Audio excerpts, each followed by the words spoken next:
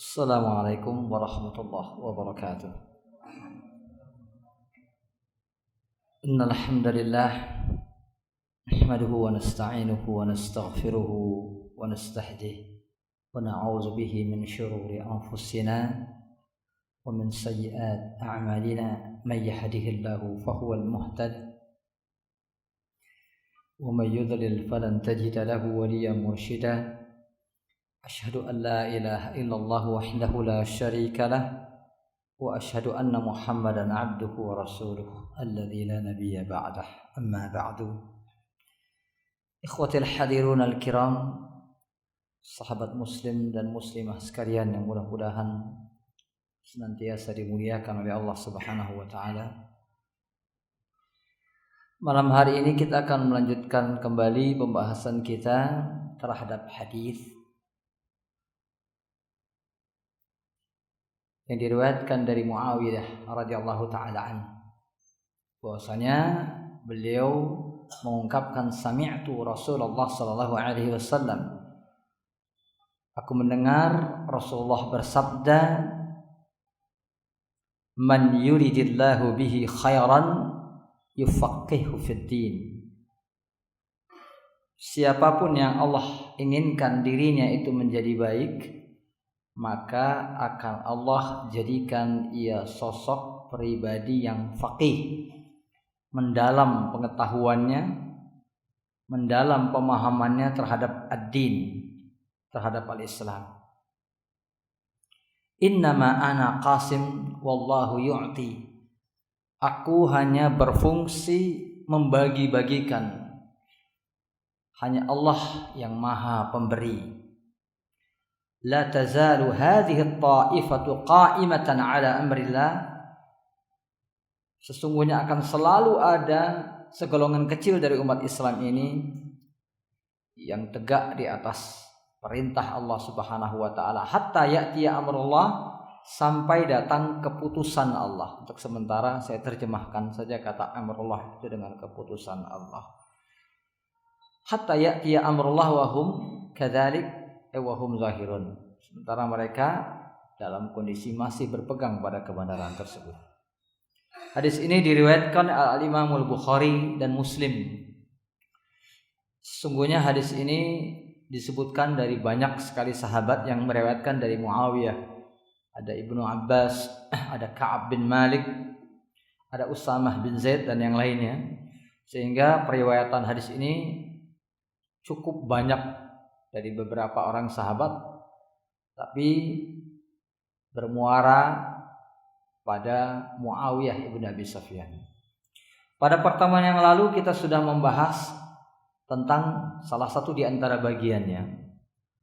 Hadis ini sesungguhnya memuat beberapa pembahasan sebagaimana yang telah disampaikan.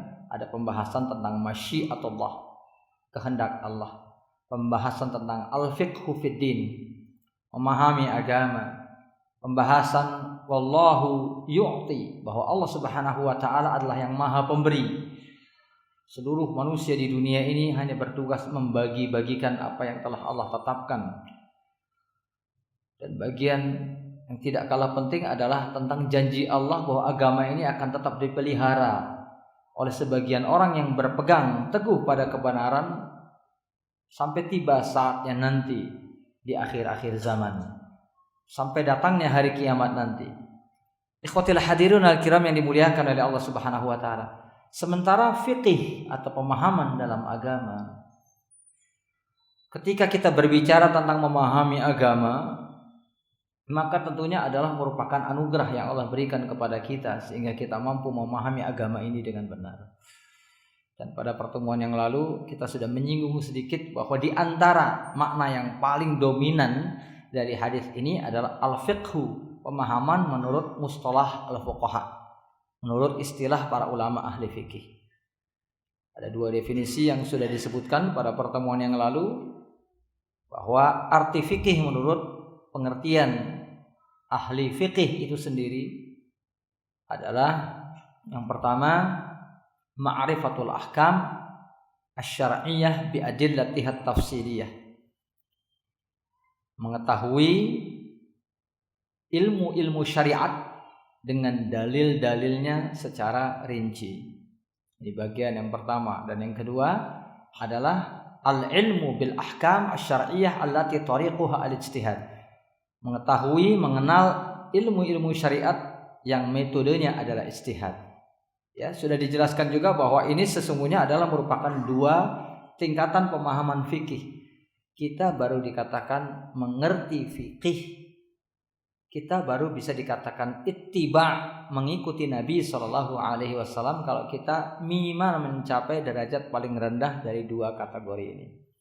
Yang pertama itu derajat paling rendah adalah derajat ittiba, yang betul-betul ittiba, ya. Ma'rifatul ahkam asy-syar'iyyah, mengetahui hukum-hukum syariat dengan dalil-dalilnya secara rinci, atau yang diistilahkan oleh sebagian ahli fikih dengan istilah raddu al-furu' alal usul. Kemampuan kita mengembalikan setiap persoalan cabang, persoalan hukum itu kepada dalilnya secara rinci. Misalnya kita sholat, kita berpuasa, kita berwudu, tata caranya gimana, dalilnya gimana, intinya itu. Itulah derajat ittiba yang sesungguhnya. Dan ini merupakan adna darajatil ittiba, derajat ittiba yang paling rendah di antara dua derajat yang ada. Ketika seseorang mampu mengetahui dalil-dalil rinci dari satu perbuatan atau satu amalan dalam Islam, maka dia disebut sebagai muttabi', orang yang berittiba.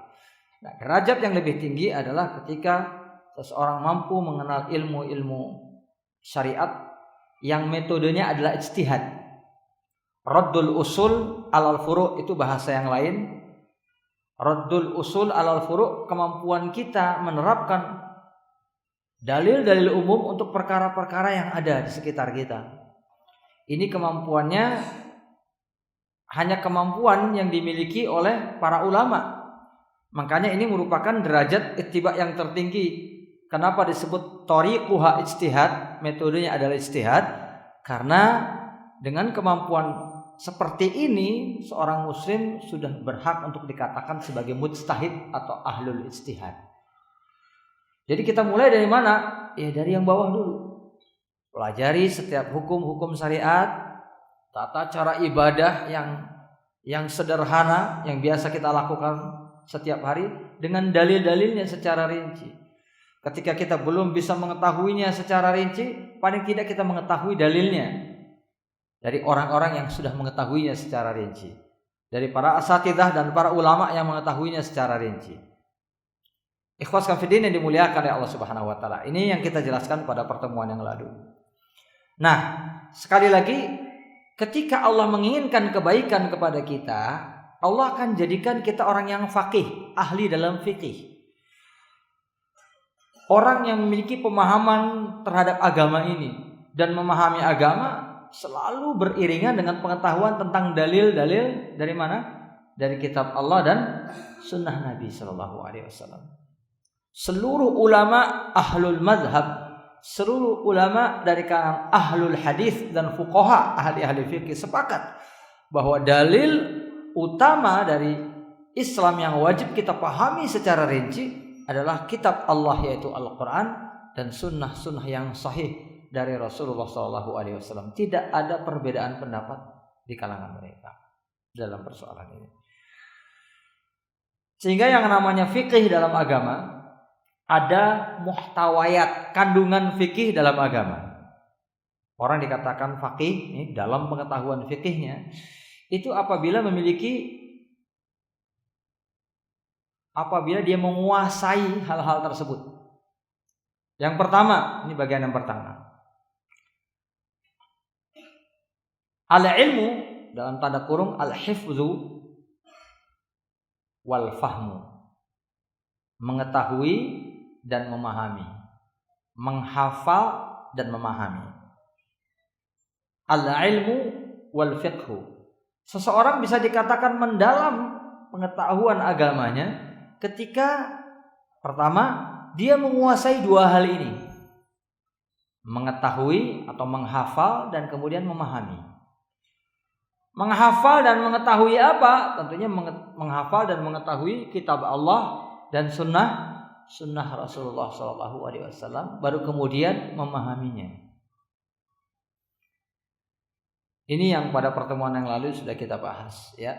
Para ulama sebagaimana yang dikatakan oleh Syekh Abdul Aziz bin Abdullah bin Baz. Faminal ulama man ghalaba ala ilmihim al-hifdz wal itqan. Ada di antara ulama yang pengetahuan mereka dalam Islam ini itu didominasi oleh hafalan.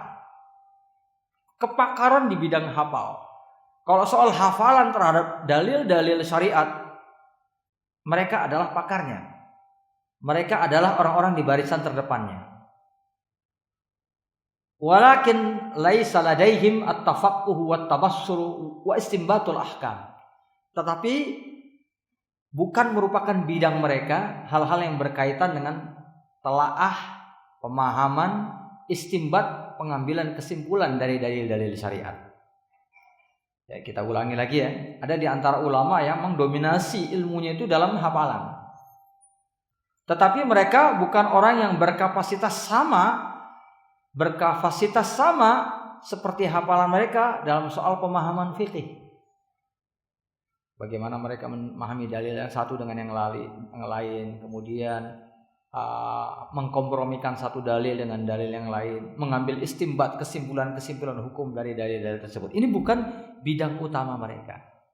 Sekali lagi, itu yang dijelaskan oleh Syekh Abdul Aziz bin Abdullah bin Baz. Tapi yang dimaksud di sini, ya, adalah apabila mereka dibandingkan dengan ulama-ulama yang lain, ya. Jangan memandang mereka atau membandingkan mereka dengan kita. Oh, itu ulama itu ahli hafalan saja, bukan ahli fikih. Nggak bisa diambil fikihnya. Jangan ngomong begitu, ya. Itu perbandingannya adalah antara sesama ulama yang memiliki level dan kapasitas yang sama. Maka di antara para ulama ada yang memang dikenal sebagai ahlul hifdzi wal itqan. Kita sudah mengenal ulama-ulama seperti Al-Imam Suyuti yang kana yahfazu alfi hadis, hafal 1000 kali 1000 hadis. Berapa? 1.000.000 hadis. Atau Imam Abu Dawud yang dikatakan kana yahfazu 700 hadisin wa 50 hadisan. 750.000 hadis.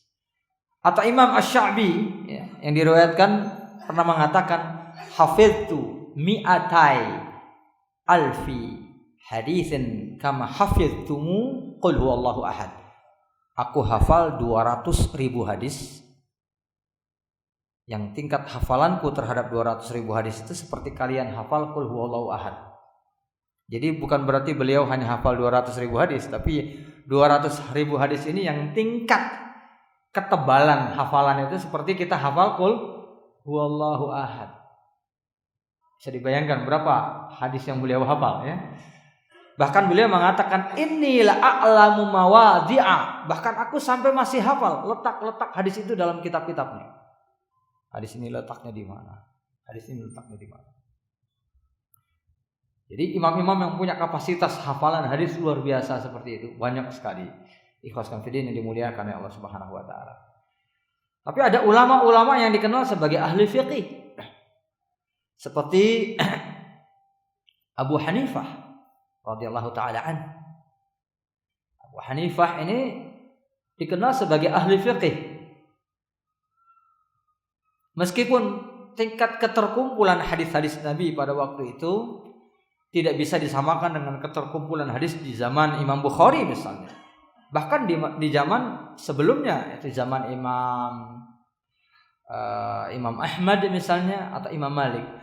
Tetapi beliau memiliki kelebihan dalam soal fikih, sehingga pemahaman beliau dikenal dengan madrasatu ahli ra'i. Madrasatu ahli ra'i, ahlu ra'i di sini adalah orang yang mendasari pemahaman agamanya pada ra'i, pemikiran. Jadi ahlu ra'i di sini tidak sama dengan aklani, ya, yang mendewakan akal, ya, kalangan rasionalis. Jangan samakan. Rasionalis itu yang mencoba merasionalisasi seluruh dalil-dalil syariat.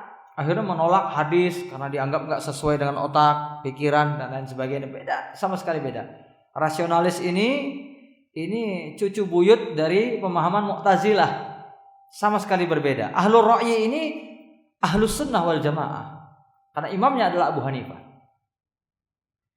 Tapi kemudian muncul Imam Malik yang lebih bergegas, lebih rajin dalam mengumpulkan hadis, meskipun pada waktu itu tingkat pengumpulannya hanya ulama-ulama di sekitar Madinah, sehingga beliau berhasil mengumpulkan 1.600-an hadis, antara 1.500 sampai 1.600 hadis dalam kitabnya Al-Muwatta, Muwatta Imam Malik.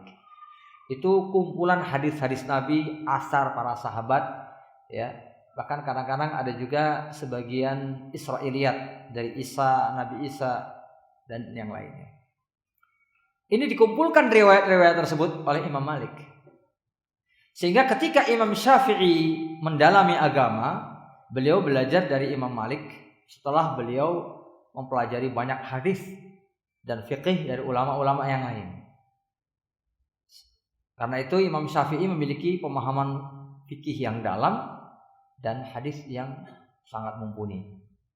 Kemudian beliau menggabungkan pemahaman madrasah ahlul hadis yang dibawa oleh Imam Malik dan madrasah al-Ra'i yang dibawa oleh Abu Hanifah.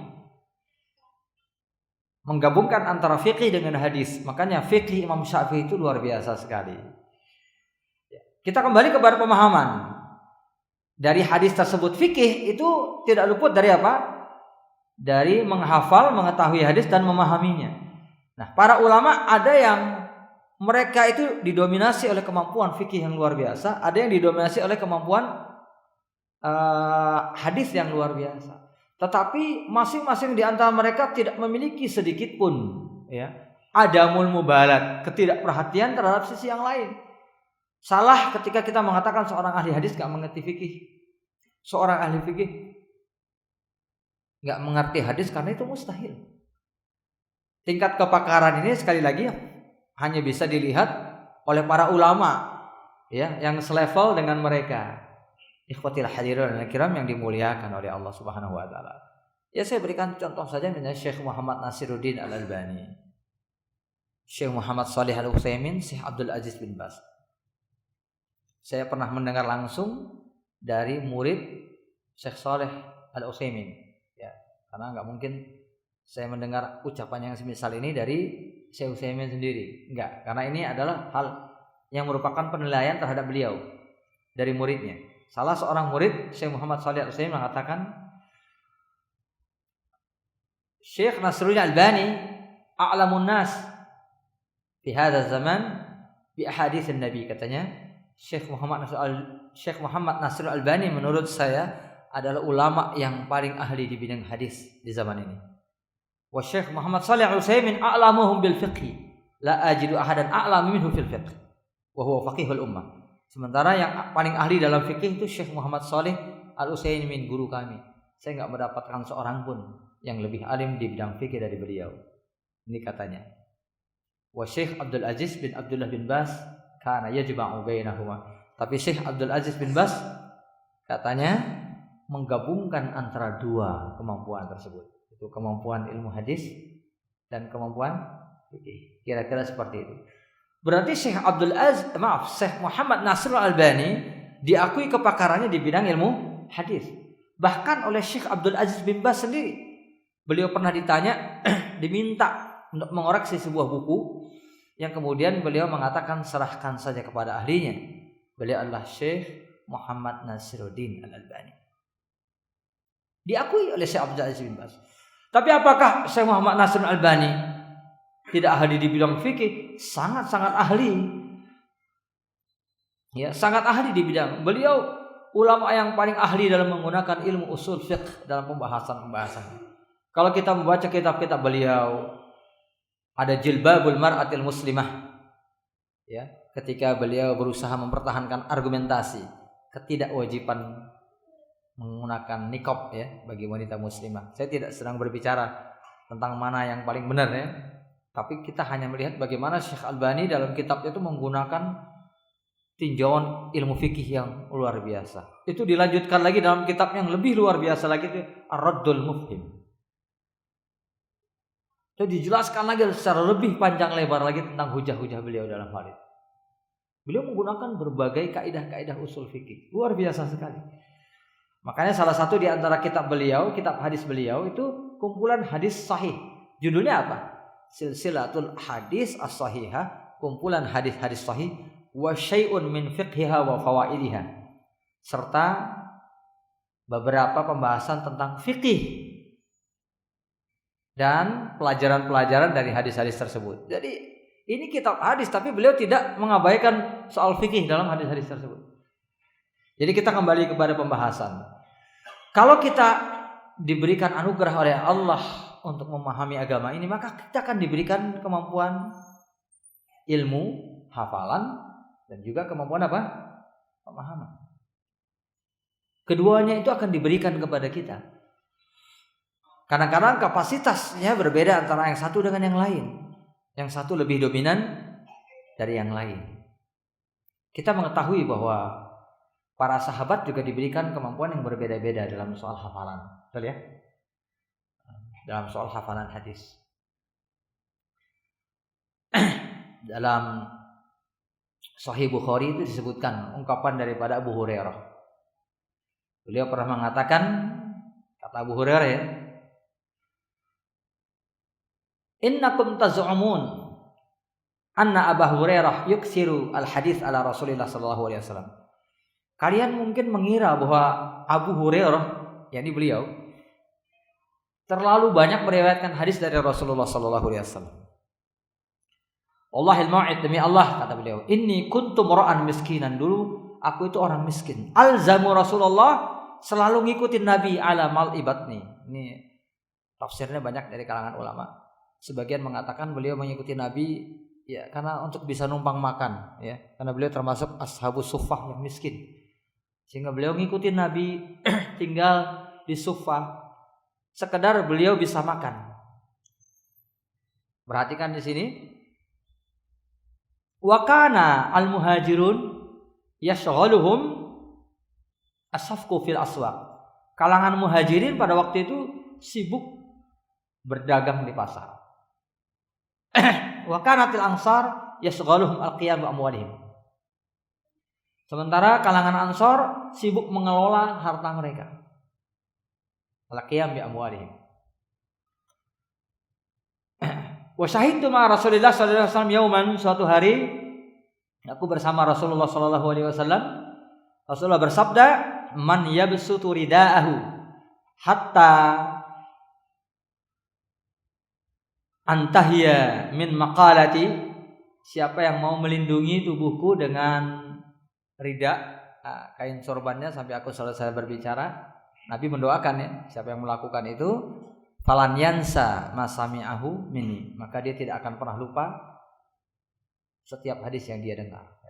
Wah, Abu Hurairah pas di situ langsung dia ambil sorban yang melekat dilindungi Nabi. Walladzi ba'atsahu bil haqq, demi yang telah mengutus Nabi dengan kebenaran.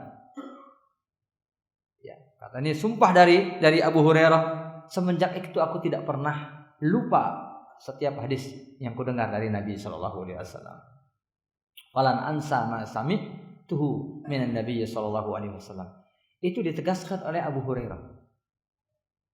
Makanya Abu Hurairah itu orang yang paling banyak hafalannya, yang paling banyak meriwayatkan hadis dari Nabi sallallahu alaihi wasallam. Jadi artinya anugerah hafalan ini Allah berikan secara berbeda-beda. Para sahabat saja tidak sama. Begitu juga para ulama, tidak sama kapasitas hafalan mereka satu dengan yang lain. Sebagian mungkin kapasitasnya lebih rendah dalam hafalan, tapi kedalaman fikihnya luar biasa.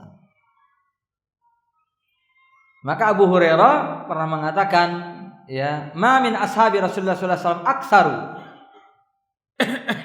Tidak ada di antara sahabat Nabi yang lebih banyak meriwayatkan hadis minan Nabi sallallahu alaihi wasallam, ya, minan Nabi anni, dibandingkan aku, kata Abu Hurairah. Illa ma kana min Abdullah bin Amr bin As, kecuali Abdullah bin Amr bin As. Innahu kana yaktub wala aktub. Tapi kenapa Abdullah bin Amr bin As lebih banyak meriwayatkan hadis? Ternyata bukan karena hafalannya, tapi karena Abdullah bin Amr bin As itu menulis hadis-hadis Nabi, sementara aku nggak nulis. Artinya apa? Ketika sebagian di antara ulama mungkin daya menghafalnya lebih rendah dibandingkan ulama yang lain, kadang-kadang mereka melengkapinya dengan apa? Dengan tulisan. Makanya di dalam hadis, ya, hadis ini periwayatannya panjang sekali. Ketika Nabi SAW mengatakan qayyidul ilma bil kitab. Hadis ini dinyatakan sahih oleh Syekh Muhammad Nasir Albani dalam silsilatul ahadits as-sahihah. Ikatlah ilmu itu dengan tulisan. Ini riwayatnya banyak. Umumnya ada kelemahan, tapi saking banyaknya akhirnya saling menguatkan sehingga derajat hadisnya menjadi sahih. Ini dikuatkan dengan hadis yang sudah jelas kesahihannya dalam Sahih Bukhari, Muslim dan yang lainnya, bahwa Nabi berkata kepada Abdullah bin Amr ibnu As, salah satunya, uktubu minhu, uktub fa innahu la yakhruju minhu uktub fa innahu la yakhruju minhu illa haq. Tulislah setiap yang keluar dari lisanku, karena yang keluar dari lisanku pasti kebenaran. Jadi Abdullah bin Amr ini punya kelebihan menulis. Sehingga siapapun di antara kita yang lemah hafalannya, bantu dengan banyak nulis. Tapi ada orang yang hafalannya bagus, itu mengandalkan hafalan. Ada yang kalau nulis malah jadi nggak hafal. Itu salah satunya seperti saya. Ya, dulu waktu SD belajar itu saya bukan hafalan saya jos nggak, ya. Tapi saya kalau sudah dengerin, kalau sudah nulis, nggak sempat nulis apa yang diomongin guru, ya. Cepetan ngomongin dari nulisnya. Akhirnya setelah itu saya nggak dapat apa-apa. Akhirnya sepaksa setiap guru itu nerangkan tuh saya melotot saja dengarkan. Tapi alhamdulillah saya juara umum, ya. Karena setiap kali ulangan itu yang paling siap saya. Ulangan sering mendadak itu. Ulangan mendadak. Mereka nulis tapi lupa baca catatannya, ya. Saya ngandelin apa yang saya dengar dari guru. Tapi jangan ditiru, ya. Jangan ditiru. Bagusnya antum nulis, ya. Bagusnya antum nulis. Tapi ada di antara orang yang punya kemampuan auditory, ya. Jadi kemampuan dia mendengarnya lebih bagus. Justru kalau dia nulis malah ngacaukan hafalannya. Ya sudah, kalau itu memang anugerah dari Allah, gunakan saja, silakan. Ya. Ini yang nggak nulis-nulis, saya yakin auditory semua ini. Ya. Insya Allah, amin, nggak apa-apa ya, amin ya. Kalau Allah sudah, Abu Hurairah itu kan hafalannya bagus karena doa dari Nabi, ya. Jadi ada orang yang hafalannya itu bagus itu nggak dari bawaan lahir, ya. Mudah-mudahan Allah menganugerahkan kita hafalan yang bagus, ya, karena niat kita yang tulus untuk thalabul ilmi. Amin ya mujibas sa'il. Ikhwatil hadirun al-kiram yang dimuliakan oleh Allah. Yaitu bagian yang pertama. Nanti saya tolong diingatkan, ya. Jamnya agak susah dipantau. Arah jarum jamnya itu ada tampiah cahaya di sana, ya. Tapi enggak apa-apa. Selanjutkan kembali itu bagian yang pertama. Muatan yang pertama dari fikih fiddin itu adalah apa? Ada pemahaman dan ada hafalan. Dan keduanya sama pentingnya nilainya. Ya, sama pentingnya nilainya. Dan yang namanya pemahaman dan hafalan sekali lagi itu anugerah dari dari Allah Subhanahu wa taala. Anugerah dari Allah Subhanahu wa taala. Bukan semata-mata kerja keras manusia, tapi anugerah dari Allah Subhanahu wa taala. Ada di antara para sahabat yang diberikan anugerah pemahaman. Pada pertemuan yang lalu digambarkan salah seorang sahabat Nabi, Ibnu Umar. Di sana ada Umar, diberikan pemahaman fikih. Dia bisa sadar akan datangnya ajal Nabi sallallahu alaihi wasallam dengan turunnya firman Allah, "Al-yauma akmaltu lakum wa atmamtu alaikum ni'mati wa raditu lakumul Islam dinan." Itu fikih yang Allah berikan kepadanya. Begitu juga dalam kesempatan yang lalu saya baru menyampaikan satu hadis Hudzaifah ibnul Yaman, ya. Hudzaifah ibnul Yaman ini juga sahabat yang diberikan fikih yang tidak diberikan kepada sahabat yang lain. Fikih yang out of the box, ya. Kalau para sahabat yang lain bertanya tentang kebaikan, dia justru bertanya tentang keburukan. Tapi yang beliau pikirkan itu adalah hal-hal yang tidak terjadi di zaman itu, bahkan tidak terpikirkan oleh orang di zaman itu. Itu luar biasa sekali. Sehingga beliau bertanya, setelah Islam ini nanti akan ada keburukan enggak? Setelah keburukan ada kebaikan lagi enggak? Setelah kebaikan ada keburukan lagi. Jadi setelah dijawab oleh Nabi, dilanjutkan dengan pertanyaan yang lain. Seolah-olah itu beliau akan hidup sampai masa itu semua. Padahal tidak. Itu akan terjadi nanti sebagiannya di akhir zaman. Ya, tapi sudah diberikan pemahaman untuk menganalisa itu. Sehingga fikihnya akhirnya menjadi sesuatu yang bernilai manfaat besar bagi kita sekarang ini. Kalau bukan karena Allah menurunkan fikih kepada beliau sehingga bertanya tentang itu, kita nggak tahu. Karena datangnya hadis Nabi itu lewat berbagai macam cara. Ada dari sahabat yang senang nanya, ada yang dari sahabat yang senang ngintil, ngikutin Nabi, ya kan? Ada sahabat kecil seperti Abdullah bin Abbas karena sering ketemu Nabi, sering ngikutin Nabi, banyak hadis-hadis yang disampaikan kepadanya tentang pendidikan anak, betul ya? Pendidikan tentang bagaimana adab makan, pendidikan tauhid, semua itu muncul hadis lewat sebab yang berbeda-beda. Nah, di antaranya sahabat yang bertanya secara berbeda dari sahabat-sahabat yang lain. Bahkan kadang-kadang fikih itu muncul dari kesalahan. Dan sekali lagi, apa yang diberikan kepada sahabat-sahabat tadi adalah fikih semuanya, tapi dengan cara yang berbeda-beda. Nah, Imam Asy-Syafi'i ini termasuk di antara ulama, ya, di antara ulama yang bahkan sering memikirkan persoalan-persoalan yang belum terjadi. Jadi ada salah satu di antara ungkapan Syekh Muhammad Nasir Al-Albani suatu saat kepada salah seorang yang dia itu berpegang pada mazhab fikih Syafi'i. Ya, tidak ada yang salah seseorang itu mengawali pelajaran ilmunya dengan bermazhab, ya. Karena bagaimanapun kita antum memahami din dari kitab Allah dan sunnah Nabi, nanti akan menggunakan usul fikih. Dan ketika belajar usul fikih terpaksa harus mempelajarinya dari salah satu mazhab. Itu mau nggak mau. Atau belajar dari fikih-fikih yang diajarkan di Saudi Arabia itu dasarnya kebanyakan fikih Hambali. Kalau di Indonesia fikih Syafi'i. Jadi di berbagai negara mazhabnya berbeda-beda. Jadi kalau usul fikih itu pasti dari mazhab. Adapun nanti ada usul fikih muqaranah, ya, perbandingan. Itu kan dipelajari setelah kita mempelajari usul fikih masing-masing mazhab dulu, baru ada perbandingan. Jadi orang yang mengawali pemahaman Islam dengan bermazhab atau mengambil kitab Allah dan sunnah Nabi dengan bermazhab itu sesungguhnya tidaklah disalahkan. Tetapi yang disalahkan adalah ketika orang itu berfanatik pada pendapat orang-orang mazhab. Nah, ini yang tidak boleh. Salah satunya adalah ketika adalah seseorang yang ditanya berdebat berdiskusi dengan Syekh Muhammad Nasir Al-Albani. Kemudian dia mengatakan, saya hanya akan mengambil pendapat dari ulama Syafi'i yang saya tahu. Loh, Anda bermazhab Syafi'i? Kata Syekh Al-Albani, iya. Kalau Anda bermazhab Syafi'i, berarti Anda harus melandasi setiap amalan Anda itu dengan hadis yang sahih. Tapi saya hanya akan mengambil dari pendapat mazhab yang sudah ada. Karena persoalan fikih itu sudah final. Nah, ini yang menjadi titik salahnya. Bukan bermazhabnya, tapi bersandar pada pendapat orang-orang yang ada dalam mazhab tersebut dan menganggap bahwa persoalan fikih itu sudah final. Betulkah Anda berpendapat begitu? Betul. Yakin? Yakin. Nah, sekarang saya akan ungkapkan satu ucapan dari Imam Syafi'i. Ini ucapan dari Imam Syafi'i berkaitan tentang hukum sholat di satu tempat. Imam Syafi'i ketika membahas sholat di atas perahu itu membuat masail fardiyah, perumpamaan yang akan terjadi. Perumpamaannya begini, lau kana syai'un mu'allaqan bainas sama' wal ardi fas-shalatu fihi la tasih.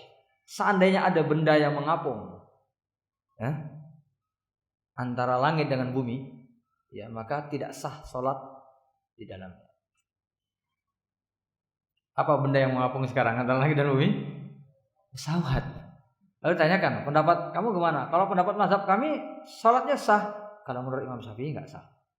Ya, kalau kamu hanya berpendapat dengan pendapat yang sudah ada, kamu nggak boleh salat di pesawat sama sekali. Saya gimana? Saya tetap salat di pesawat. Kata kamu sudah final. Ya, kalau sudah final tidak ada ijtihad lagi. Imam Syafi'i sudah menegaskan itu.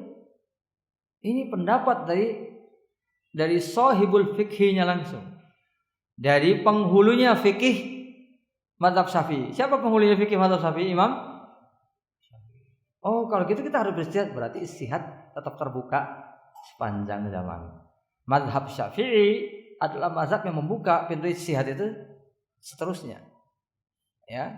Karena ada sebagian di antara ulama yang mendapatkan satu hadis yang tidak didapatkan oleh ulama yang lain. Ini kalau kita bahas panjang ya.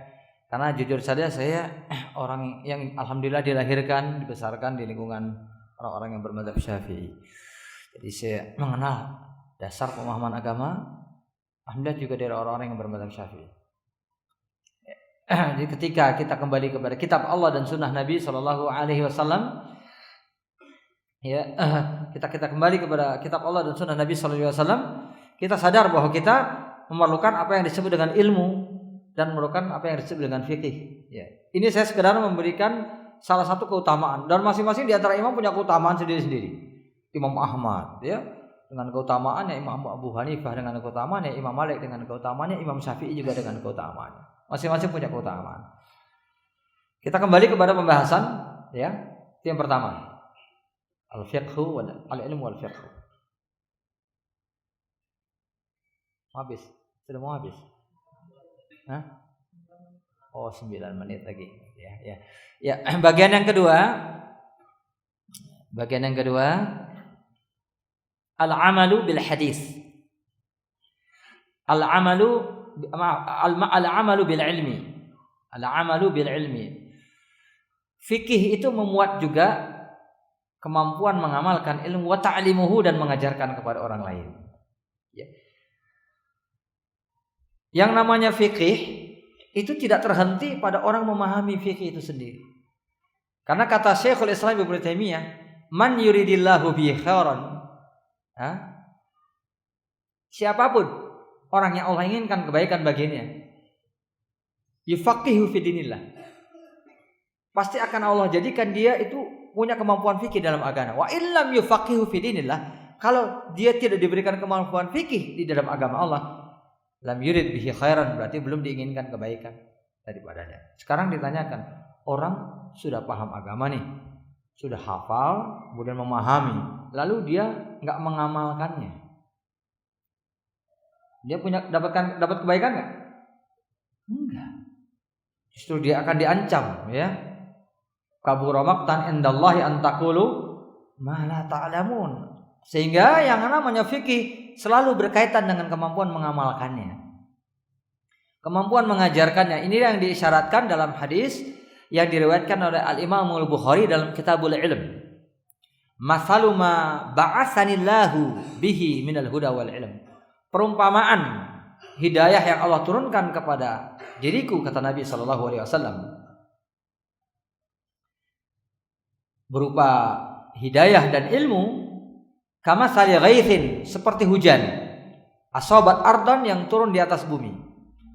Fakanat ta'ifatun, fi riwayatin wa kanat ta'ifatun thayyibatun, ada sebagian di antara bumi ini yang subur, qabilatil ma, mampu menyerap air, fa ambatatil kala'an wal usbal kathir, sehingga mampu menumbuhkan pepohonan dan rerumputan. Wa minha ajadib, tapi ada bagian yang gersang. Amsakatil ma, mampu menyimpan air, gersang tapi mampu menyimpan air. Fanafa'allahu bihan nasa, sehingga meskipun gersang orang masih bisa mengambil manfaat dari tanah tersebut. Fasyaribu minhu wa saqqa wa zara'u, mereka bisa minum, bisa bercocok tanam, dan bisa memberikan banyak manfaat dengan air tersebut.